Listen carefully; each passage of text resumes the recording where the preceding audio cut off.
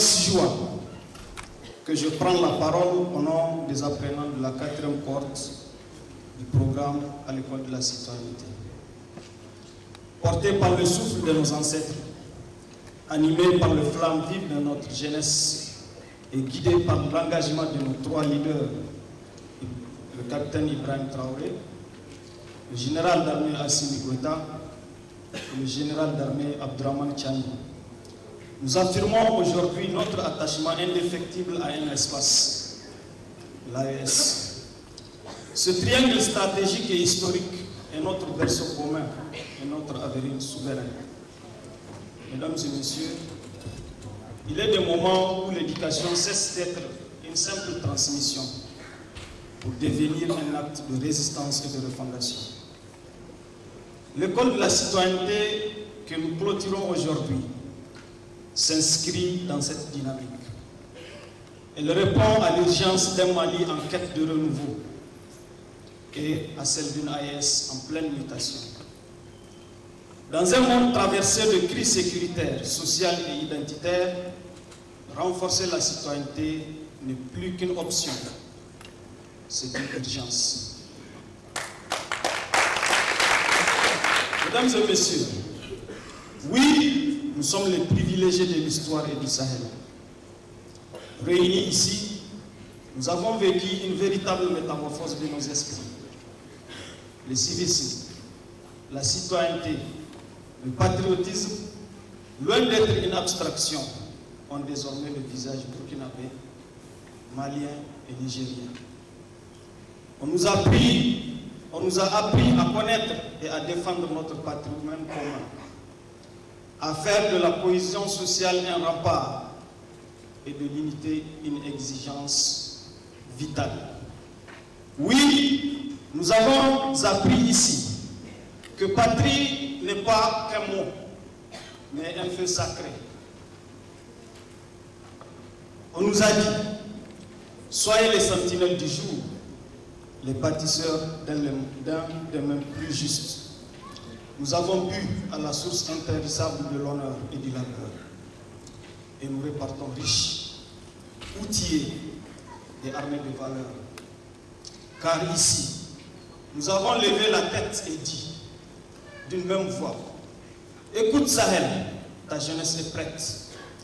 Prête à s'aimer là où d'autres ont détruit.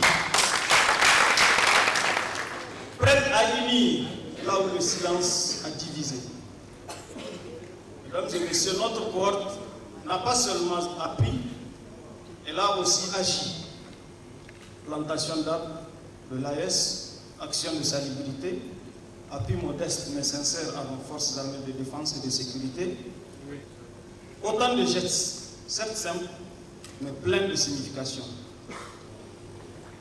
Cher major de la promotion de la 4e cohorte de l'école de la citoyenneté,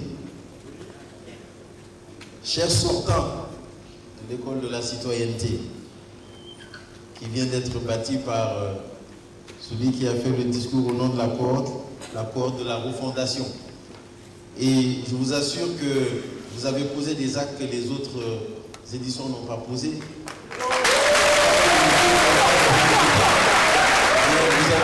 Vous avez su poser des actes qui touchent et surtout le fonds de soutien aux forces armées et de sécurité.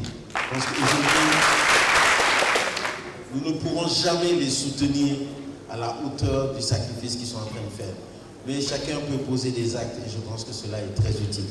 Donc vous l'avez fait et bravo pour cela. Et merci pour le cadeau du président. Je crois que nous lui transmettrons le cadeau, Inch'Allah, dès demain. Chers citoyens d'honneur de l'école de la citoyenneté, mesdames et messieurs, chers invités, chers jeunes,